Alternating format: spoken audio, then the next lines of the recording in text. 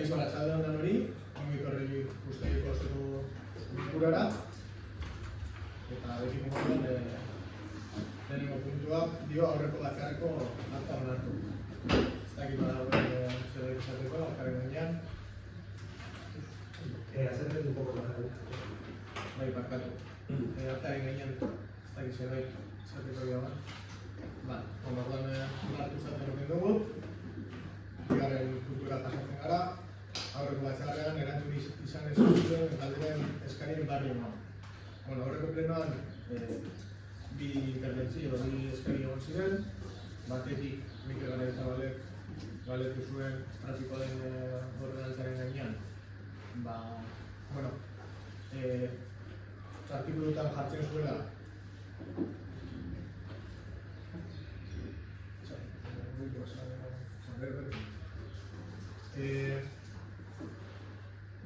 artikuluan jartzen zuela train ematinako egoiliarren edo bizilagunek soilik aparkatu da zutela eta aber nola zen posible, kasu honetan aukera hori geratzea abainon errelatuta dauden koiz guztietan, ezta? Hor plenoan bertan azaldu zen nola ordenantzan bertan zedapen gehigarritan aipatzen zen 2026ko urtarrian batera arte ematen zela aukera, bi parte horretan aztertzeko eta gero udazkenan hartu beharko zela erabaki irmoagoa. Eta bigarrenik Sarak komentatu zuen nola Teresa Delarri eta Berretxe inguruan aparkaleku horretara sartzeko erabaki zen sistema osotar batzuentzako ez zela egokia eta nola zituzten eskari horrietan basaudela hau ez eta nahi zutela hortaz hitzein. Gero, eraman genuen mugikortasun batzordean planteatu genuen aldaketa batzuk egitea. Alderdi guztiok ados egonien aldaketa horiek proposatzarekin eta gero hilabete honetan, portaletan eta jarri genuen bilera batera dituz eta bilera genuen osutarrekin eta adostasuna lortu genuen eta ondoren batzordean bertan erabaki zelaren hildotik eta bizilagunekin adostu genuaren hildotik aldaketak gauzatu dira. Hirugarren puntura pasatu horretik, bai komentatu behar dugu, ostiraleko parte hartze batzordean helarazi zitzaigun Iritik Zabando enpresak Abainoko udalari jarritako recurso de reposición jaso genuela, azkenean gogoratu behar dugu Manuela Abainoko udala Iritik Zabando hori beraien kontratua garatzerako orduan ez betetze bi identifikatuta Manuela orotara 26.000 euroko finalidad jartzea planteatzen zuen, plenoan martxoan onartu genuen espediente hori iritziaren aldiz, ondoren Iritik Zabando telebideoa jarri zuen, ekaineko plenoan behin betiko aprobatu genuen espediente hori hasieran onartutako hilotik joatea eta bide administratiboa bukatzea enpresak zuen aukera zen esan dudan moduan recurso de reposición hori egitea. Ostegunean iritsi zitzaigun eta batzordean bertan ikaskarien azalpenak entzun da hobetzi genuen iraileko plenora arte itxaron beharrean horrek suposatuz langileekin arlo sozialean enpresak daukan gatazka igualatzeratuko zula gehiago esan genuen uste genuela hobezela pleno honetara urgentziaz ekartzea eta hala planteatzen dugu orduan, orain planteatzen dizuet bozkatzea ia onartzen dugu puntu hau urgentziazko edo premiazko bezala sartzea gai ordenean eta hala balitz, gero bozkatuko puntua bera orduan puntu hori plenoko gai ordenean urgente edo premiazko bezala sartzearen aldeko bozkak.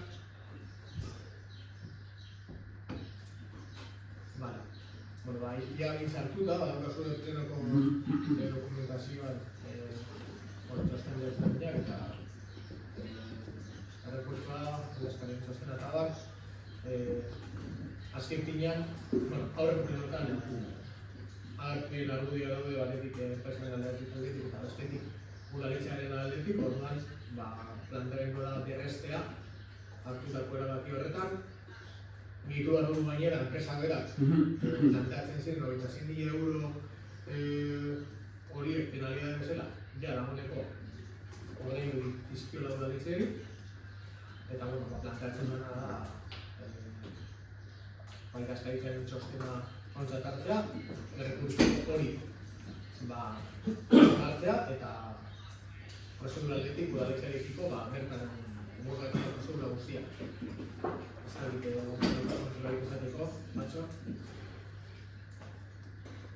Bueno, lo que acabo de comentar, ya se trabaja en comisión y por supuesto preguntaremos a favor del informe del secretario. O sea, que vamos a reafirmarlo en lo que ya hemos venido hablando pleno tras pleno y esto es el proceso que hay que seguir para poder llegar al tema de la sanción de la empresa por incumplir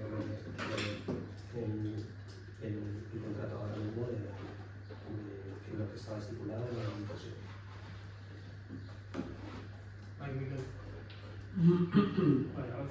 Guk antzerako terminak, punto hau beste pleno batzuetan jarratu dugu, txostena bai eskerina bardina da, onartu gunean bezalakoa, eta oso eskerriak jarritu dutako prozeduraz eta bai oso Barruan ere bozkatuko dugu, aldeko bozkak.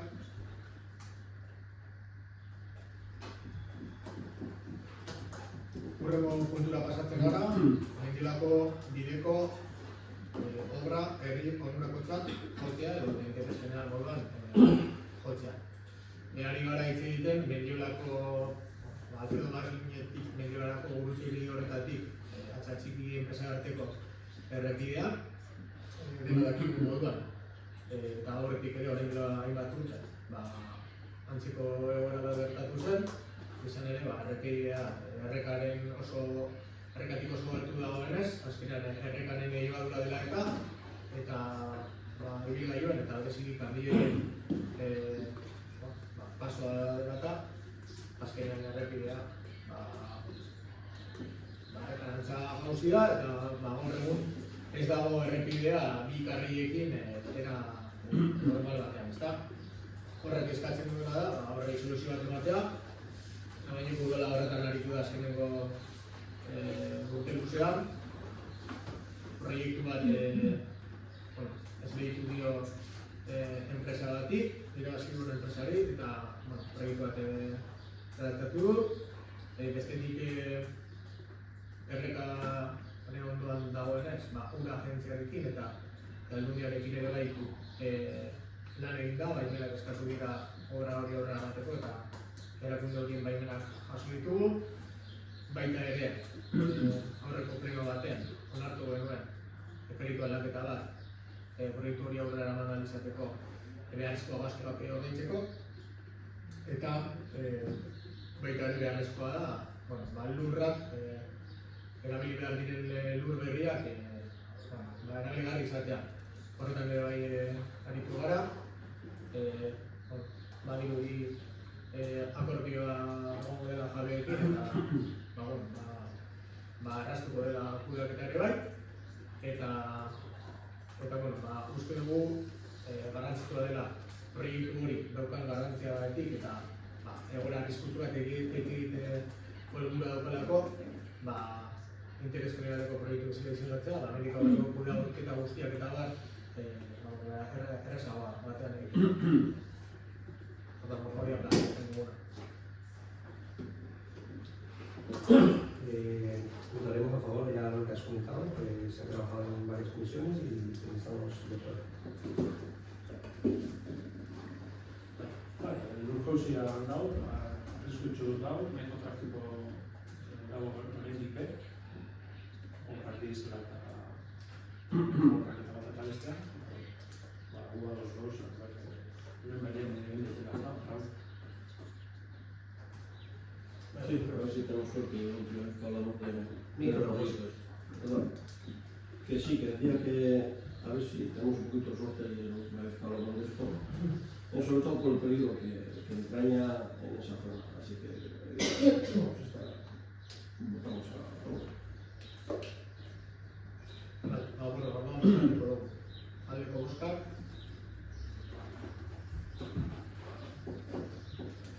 Hurrengo puntura pasatzen gara, 2025ko erosketa normak diru laguntzaren oinarriak onartzea. Kasu honetan, azalpena dugu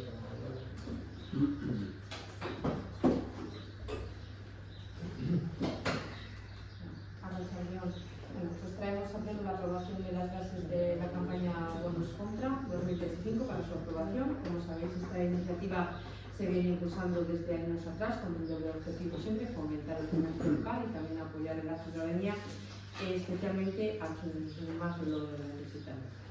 Estas bases han sido trabajadas también en comisión, también han sido trabajadas junto al sector comercial del municipio, responden a una voluntad compartida de reforzar una iniciativa que funciona y que en edición tras edición cuenta con una buena acogida tanto por la parte de los establecimientos como también por las personas usuarias. Este año la campaña se va a desarrollar del 8 de septiembre al 8 de octubre, atendiendo a la petición del propio sector comercial.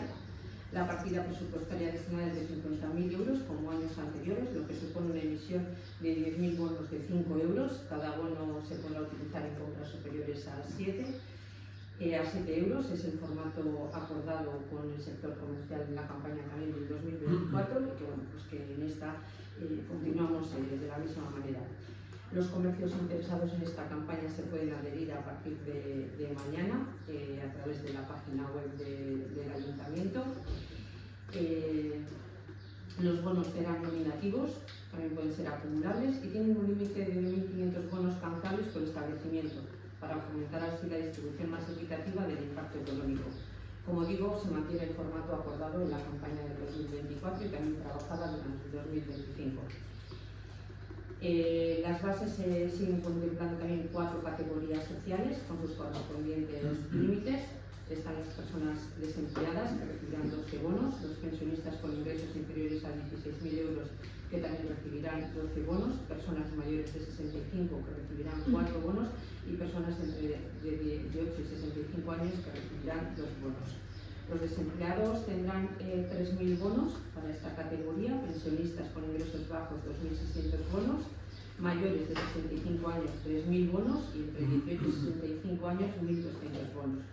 Esta distribución sí que es verdad que este año hemos trabajado y hemos ajustado levemente a partir de los datos que se han actualizado de Lanbide y también de los datos obtenidos por el estudio técnico de los técnicos del Ayuntamiento desde la campaña del 2024. Esto es un objetivo de evitar, o el objetivo es evitar segundas fases, segundas vueltas, como hicimos el año pasado, y mejorar la eficiencia también en general. Como novedad en esta edición, el Ayuntamiento ha reservado 200 bonos para casos excepcionales de especial vulnerabilidad social que no se ajustan plenamente a las categorías contempladas mencionadas anteriormente. Estos bonos serán asignados únicamente tras la valoración técnica individualizada realizada por los servicios municipales competentes y mediante la resolución motivada que justifique la medida. Esta previsión busca garantizar que la campaña pueda responder a situaciones complejas con flexibilidad, pero también con legalidad, equidad y responsabilidad en el uso de los recursos públicos. Quiero destacar que estas bases han sido trabajadas en profundidad con comisión, como hemos dicho, con el Ayuntamiento, con el equipo técnico, con el propio sector comercial de Abadiño, a quienes agradecemos su colaboración y compromiso. Decir que bueno, pues ahora se adhieren también los establecimientos y después más adelante pues ya se publicarán pues la forma de trabajar con los comercios en tanto a los carteles y demás que ya tenemos. Bueno, pues con esta campaña seguimos avanzando en la construcción de un modelo del municipio que cuida también a su comercio y a la ciudadanía. Si tenéis alguna pregunta. No hay paso. No, simplemente comentándole, bueno, se ha hecho la modificación que se ha puntualizado y pues apoyaremos, debemos comprar un año más y esperemos viendo ese compromiso por parte de la votaremos a favor. Vale, eskerrik asko. Sara, Batzordean galdu dugun bezala, gure bostaldek izango da, aldaketa hauekin onura gehiago sortzen dugu. Eskerrik asko.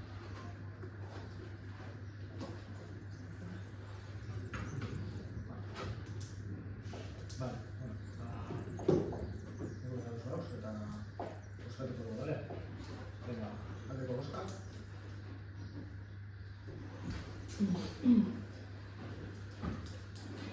Horrego bi puntuak jatorrianeko lotuta dago bat bestearekin. Izan ere, puntu horrean zuten diote administrazio publikoan eman den estabilizazio prozesuaren ondorioa, ezta? Kasu honetan, Abaiñoko udalean, beste hainbat udaletan gertatu den bezalaxe, badaude langileak hainbat urte eman dituztenak Abaiñoko udalean lanean, baina geratu direnak ez dutenak lortu estabilizazio prozesu horretan plazak, ezta?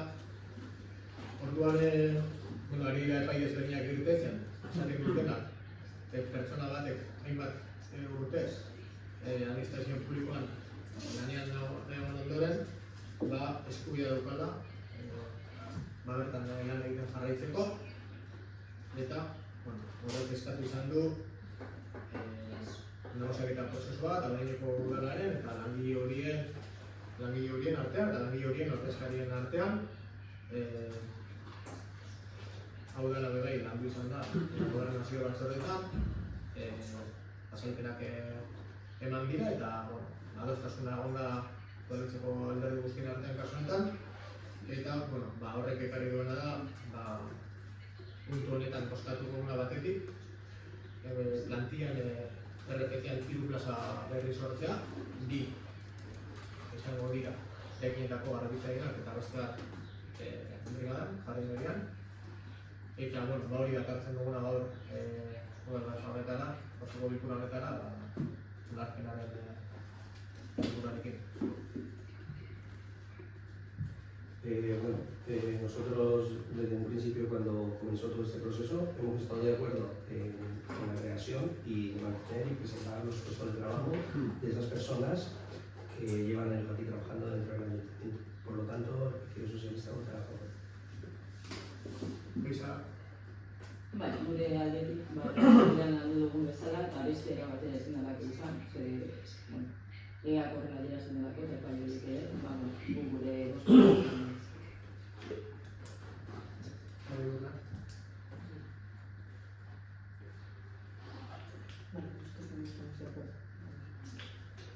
Bozkatu orduan. Aldeko bozka.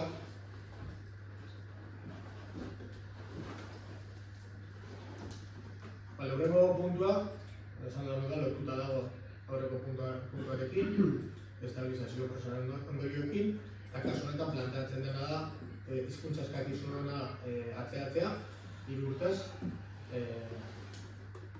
RPT-ko 25. lanpostuan. Hori dakartzen dugula, hori bai landu da, batzordean, hau batez onartu da. Votaremos a favor. Gure aldetik.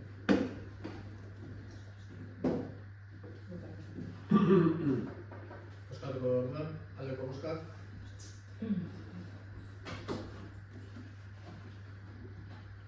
Hurrengo puntuan planteatzen dena da soldatak 0,5an igotzea. Udaletxe guzti igorri dira momentu hori, aurreko urteetan egin izan den bezala, azken finean estatuko aurrekontuetan langile publikoei dagokionez hor baldintza batzuk jartzen dira, soldaten igoera bat finkatu izan da azken urteetan eta gero ondoren aldakora edo variablea den beste kontzeptua jarri izan da, baldintza batzuk horreko gorenari lotutako baldintza batzuk lortuz gero, aukera emanez gehigarri bat izateko, eta kasu honetan betetzen diren ez izte guztiak Eudelek konbentzio igorri digu, eta hau ere bai, hau bat ez onartu dugu, eta hartzen dugu. Vale, aprobaremos la propuesta de hoy. Bealdeko eskatu dugu.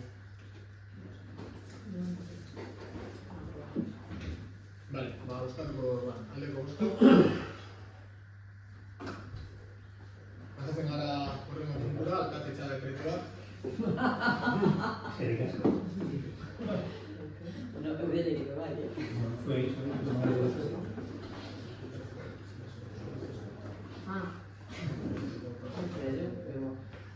Vale, alkatetza dekretu honetan ez dakit okasun zerbait izateko.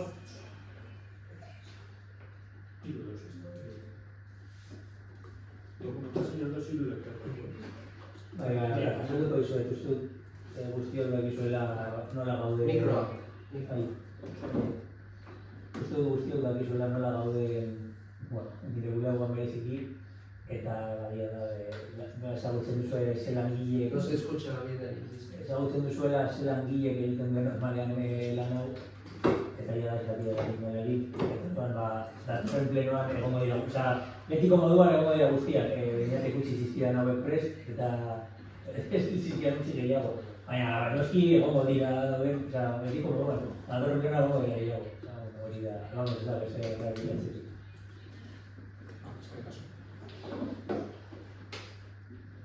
Vale, alde bat eskarita. Es.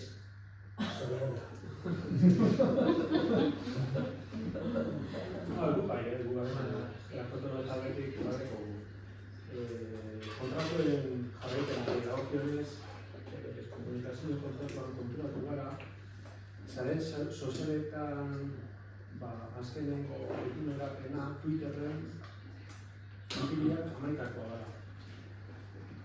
Traina makinako jaiei buruzkoa.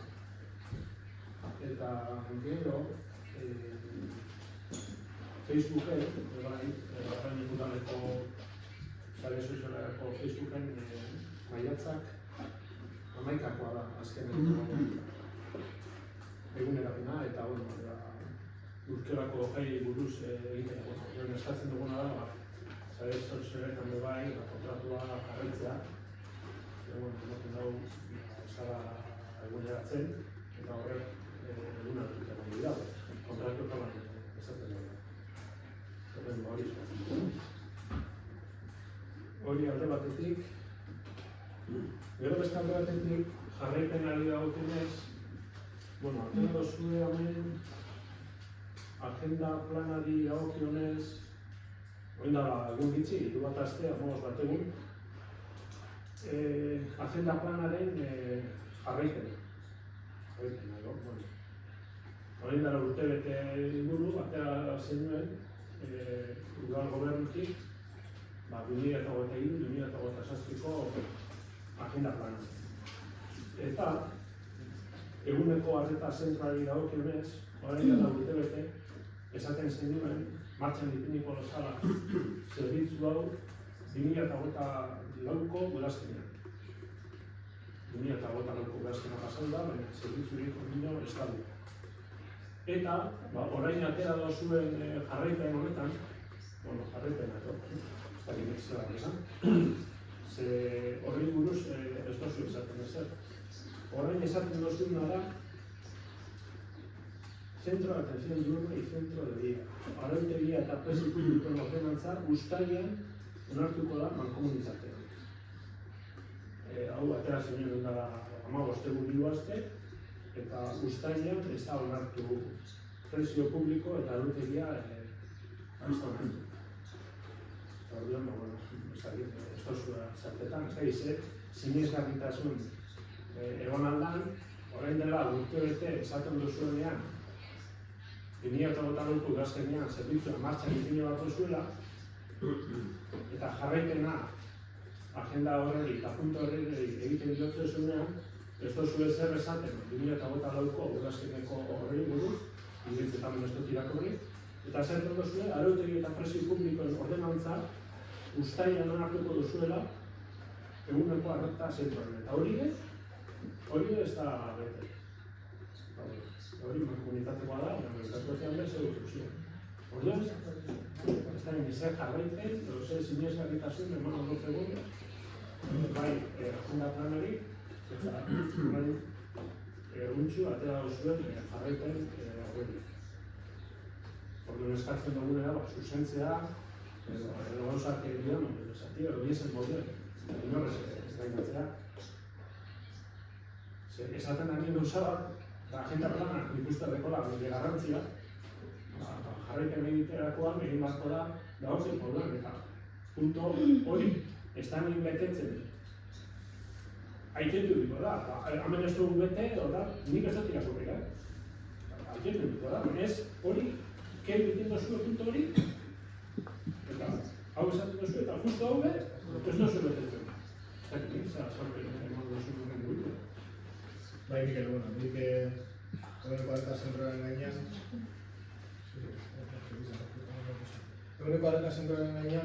zu esan duzu moduan, hau eman komunitatean lantzen gauza da, gogoratuko duzu moduan,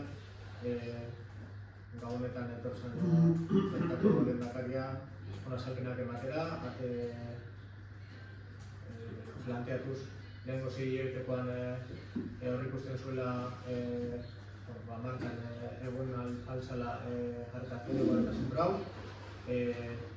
Horren ondotik azaldu eta landu egin da mankomunitateko batzordean. Batzorde horretan azalpen lanketa guztiak izan da eta azalpen guztiak eman izan dira batzorde. Langaldeko EAJak badaki zein den egoera eta elkarlanan ari gara lanketa egiten. Baita ere, etorri zen lehendakaria gaineko nagusien elkartekin egotera, azaltzeko zein zen egoera eta azalduz ze egoera baten ari zen eta horrek ekarriko zuela atzerapen bat, argi eta garbi izan zuen atzerapen bat egon zela, baina bai egon da aprobatuta komisioan presio politikoen ordenantza eta arautegia baita ere, eta horregatik ikizen hor. Gero, gauzak egarri berezi bat egon da, adizuna zein den ere bai, eta baita ere, hau horrek esango du, baina baita ere udalitzeko ongizate batzordean ere bai, egon dira azalpenak. Orduan, hori da egoera, hori egin zenean, mankomunitatean batzordean horrela zegoen landuta, eta hori da gira handi beren ere, hori horrela zela izan eta ez dela bete. Hori da egoera kasu horretan.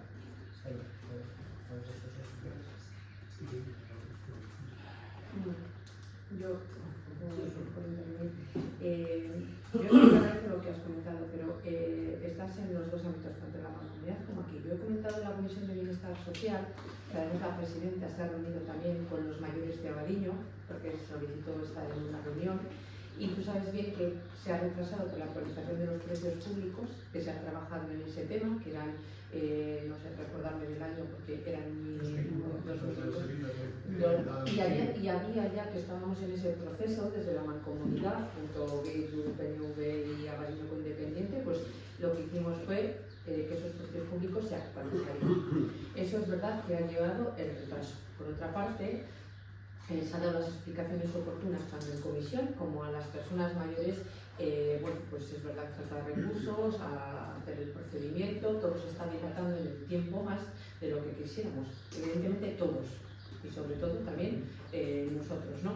Entonces, digo nosotros, el Ayuntamiento de Abadiño, y luego ahora que se iba a llevar, como bien tú dices, a pleno y se iban a aprobar estos precios públicos para ya dar comienzo a la licitación, etcétera, etcétera, pues desde la parte de la Secretaría se ha visto que faltaba el informe de igualdad de género, que tenía que estar también redactado. Por lo tanto, esa es la demora de no haberlo podido llevar a este pleno, como decíamos ahí. Pero vuelvo a reiterar que esto es de la mancomunidad, que nosotros estamos ahí, es verdad que estamos colaborando, pero también estamos diciendo que, bueno, pues que hay que agilizar los procesos. Y también intentamos que haya una comunicación con las personas mayores o aquellas personas que podrían estar afectadas por no haber dado comienzo ya al servicio de atención. No sé si... Ahora sí me explico, perdón, en mi intervención no quería criticar la tardanza de la puesta en marcha del servicio de atención durante la ida, que también. Lo que Digo, critico, porque lo que PNV critico, también sí, no, está... por favor, sí, Sabe, tengo entonces, otra información, que sí, Ah, sí, vale, lo vale. que quería criticar, nosotros desde la propia PNV lo que criticamos es al equipo de gobierno, a ver qué credibilidad le vamos a dar a este supuesto seguimiento del plan de legislatura que habéis sacado del equipo de gobierno, cuando hace un año, desde el equipo de gobierno, vosotros sacáis una agenda de legislatura en la que decís que en otoño del 2024 se va a poner en marcha el servicio de atención diurna. Y ahora, en el supuesto seguimiento de ese plan de la legislatura, vosotros, desde el equipo de gobierno, no decís nada. De que habíais dicho de que en otoño de 2024 se va a poner en marcha el servicio de atención diurna. Eso sí, decís que se va a aprobar en la comunidad los precios públicos y la ordenanza en julio, que tampoco se aprueba en comisión, pero la aprobación definitiva es en pleno y no se aprueba en pleno de julio, no se ha aprobado, entonces se aprobará cuando seamos en septiembre. Sí, una información que nos dimos. Nosotros desde la Junta del Granaldo, en la comunidad estamos trabajando conjuntamente y lo que queremos es que se ponga cuanto antes en marcha. Nuestra crítica es este supuesto seguimiento del plan de legislatura que está manipulado, no es la verdad. Eso es lo que criticamos. ¿Vale? Sí. Bueno, zuzendu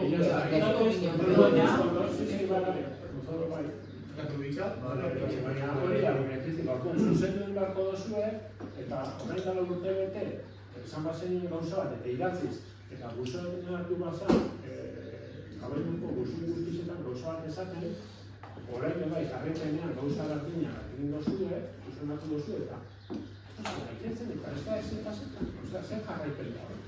Zer jarraipen da. Orain dela urtebete esan duzu gauza bat, eta orain jarraipenean ez duzu zera izitu egiten, Carlos, izitu ez, Bueno, respetando tu opinión, yo lo que quiero decir es que el seguimiento está hecho, está trabajado con colaboración con la mancomunidad, igual que está la JPNV, como dices tú, Abadiño con Independiente, que todos queremos que Abadiño tenga el centro de atención diurna, que estamos trabajando en ello, creo que es lo más importante, que los mayores tienen las explicaciones, que se hayan dado las explicaciones en comisión y que se esté trabajando conjuntamente con la mancomunidad para que ellos se pongan en marcha lo antes posible. ¿Qué es lo que queremos todos y es lo que deberíamos de trabajar todos en ello?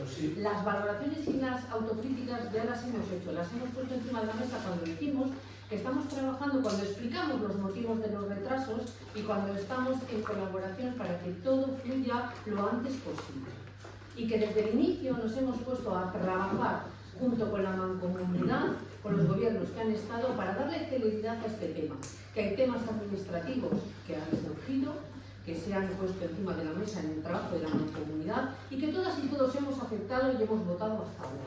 Por lo tanto, lo que tenemos que pensar es en adelante, la autocrítica está hecha, cuando todavía el centro de atención diurna no ha estado, se dan las explicaciones oportunas.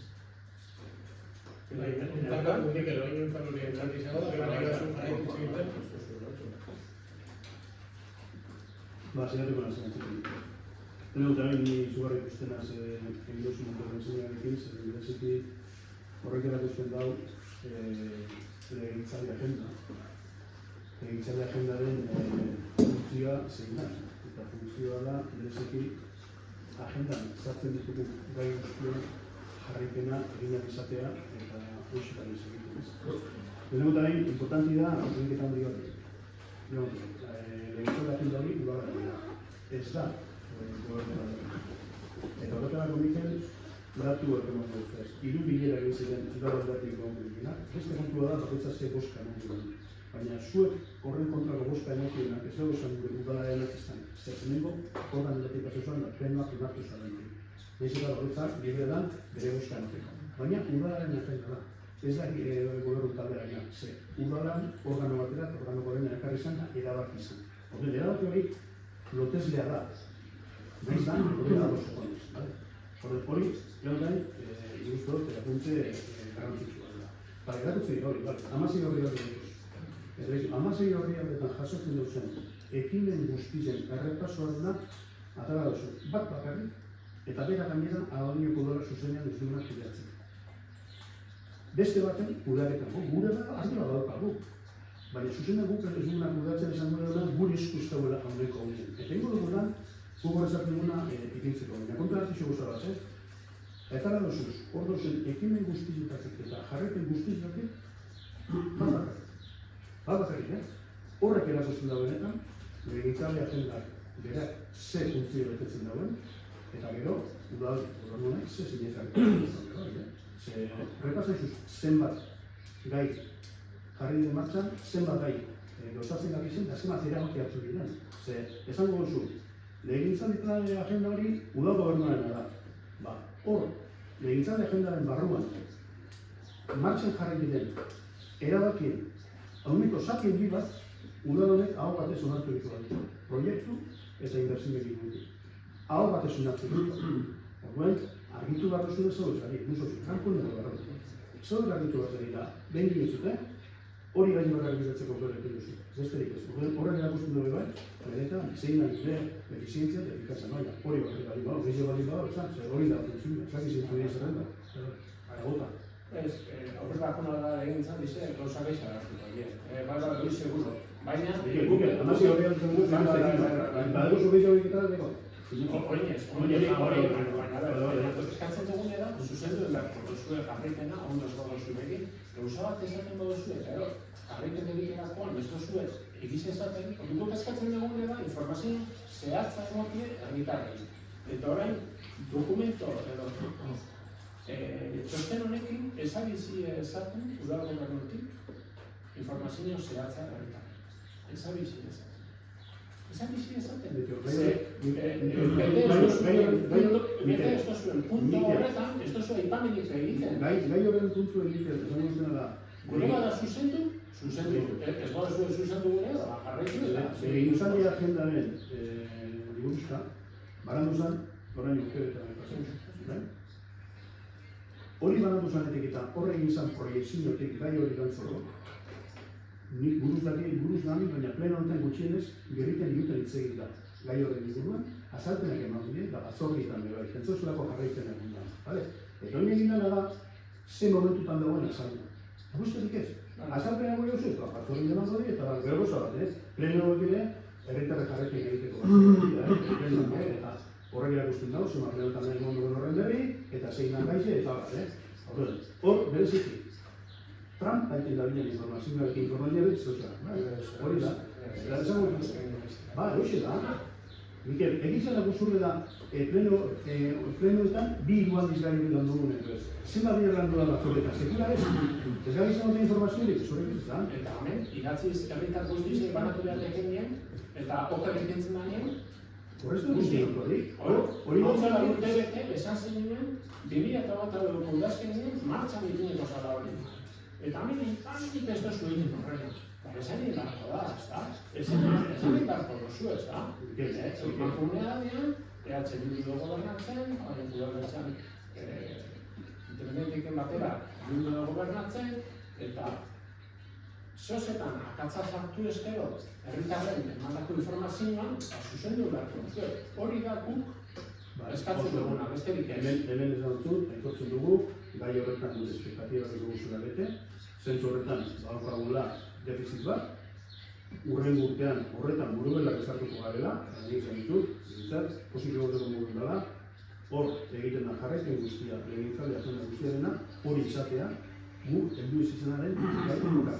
Posizio goteko mugun da. Zer bestela zuretu zopiliote, legitzet ez da gai izan beste izan zerrelekatzeko. Zagi, hiru astetan hori ez irakurtzeko dut zuzu egiratzen. Jarraipena 2007 arte kudera. Jarraipena 2007 kudera. Denbori dugu, 2008 gauz, eta 2007 arte gu posizioan gauz eta jarraipena. Amasi horrean dut zuzu, eta 2008 arte irakurtzen. Hartuko di puntu hori zen, parrize doz, horre puntu hori karriko dugu bakarrik. Urroko plenetan, agian, beste puntu bat zuten zariko dugu. Bai, eta salduko die, eta gauzak izango dugu guztu eta guk eskatzen duguna da, hori informazio zehatza, emoti edatik. Zacho, behin edo komentazioa zerbait. Bueno, yo simplemente, ante todo este debate que estamos generando en el centro de atención diurna, sí quiero hacer una reflexión. Yo estoy totalmente de acuerdo en lo que dice Edu, que se está trabajando, se está intentando, que las cosas no van más rápido de lo que se dice, pero sí, lo que siempre os he dicho y siempre he criticado, y siempre lo he dicho como una crítica constructiva, no como algo de que no sea destructiva, ni mucho menos. ¿Qué sucede? Justo en aquel día, AJPNV trajo aquí una moción referente a este tema. Entonces, lo que sí vuelvo y recalco, ya que sale el tema, seguido vosotros hicisteis una rueda de prensa, presentaste una rueda de prensa y sí pusisteis unos plazos. 60.000 euros, decís que con los finales de 2023 inició la comunidad el proyecto, no era más que intenciones. Entonces, ese tipo de críticas y ese tipo de vender cosas y vender tiempos y vender eso, o sea, el objetivo principal de ello es tener aquí central de disciplina. Ese es el objetivo y eso es lo que tenemos que tener todos los partidos claros. Ese es el interés. Pero antes de vender una cosa, o antes de ensillar el caballo sin tenerlo, hay que ser muy cautos. Vuelvo y lo repito, ser cautos. Ser cautos porque en eso estamos pecando. Y estamos pecando, sobre todo en este caso, el equipo de gobierno, porque mira, la foto sale Miquel Urrutia, Edurne y la presidenta de la comunidad. Y se me estoy vendiendo que vais a tener el proyecto ya hecho, que ibais a tener unas bases, que iba... Claro, todo esto va lento y sabemos lo que es. En Comisión de Hacienda hemos estado trabajando y en igualdad. Los presupuestos con perspectiva de género. ¿Qué hemos dicho y qué estamos de acuerdo? Sabemos que se va a trabajar, sabemos que vamos a empezar a trabajar y nos han dicho los técnicos claramente que esto no es una cuestión de llegar y decir el año del 2027 o del 2028 vamos a hacerlo. No, hay que ir trabajando. Eso es cautela y eso es decir la verdad al pueblo y eso es lo que tenemos que tener en cuenta. Entonces, simplemente como una reflexión, antes de lanzar este tipo de noticias, vamos a vender, se va a hacer tal día, se va a hacer en el otoño, se va a hacer en el primer trimestre, como pone aquí. Entonces, seamos cautos ante eso, ante el proyecto, pues no tengo nada que decir, simplemente como salen estos temas, entonces estamos creando un debate cuando el objetivo, yo creo que de todos nosotros y nosotras aquí dentro del ayuntamiento es tener y crear ese centro de día y yo creo que es por lo que tenemos que trabajar, que llegue cuanto antes y sé que llegará, si entre todos podemos hacerlo, ¿vale? Vale, bueno, zuzut batxe hori alburua, nire uste dut da, hori lortzea. Hainbat azalpen eman dira atzerapenen gainean, eta ez da errepikatzera hemen. Hainbat forotan hitz egitea, eta besterik gabe. Eta Bakurak Gonzalo esan duela anekdotik, nik uste dut balioan jartzeko modukoa dela, hori esatea lehot behin. Bainoko udalean, plenoan bertan, apuratutako agenda bat, bideo horri bat, bideo hori aurrera emateroko orduan ere bai, balioan jarri, askotan hau batez onartu ditugula gauza asko, eta hori gona dela baino nintzat, elkarrenaren adierazpen badelako aldiberan ere bai, eta mendik aurrera ere bai, jarretu beharko dugula agenda hori garatzen, zorroztasunarekin, eta uste dut zuen partetik ere bai, espero du elkarlanean jarraitzea gai askotan, eta tokatzen denen ere bai, nola ez, jarraipena egitea, eta zerbait kritikatzeko bada, hobetzeko, esatea. Besterik gabe. Bai. Hori da, helburua, bai. Eta azkeneko kontu bat. Tren Martinako jubilatuen tabernaren oporrak. Badakiguz, oporrak zentzuk izango diren? Barkatu Miquel, porque es verdad que me has preguntado. Sí, está puesto allí. Es las 2 semanas del medio. Del 8 al... Es que ahora mismo... Sí. Un segundo, Está puesto allí en un cartel y es del 11 al 24, perdón. Del 11 al 24, del 11 de agosto al 24. ¿Vale? Permanecerá cerrado. Está ya publicitado allí por... Sí. La comisión también lo ha puesto y ya lo pondrán luego en la puerta, ¿vale? Barkatu, Besterik ez. Vale. Eskerrik asko Andoni. Punto pasado ahora.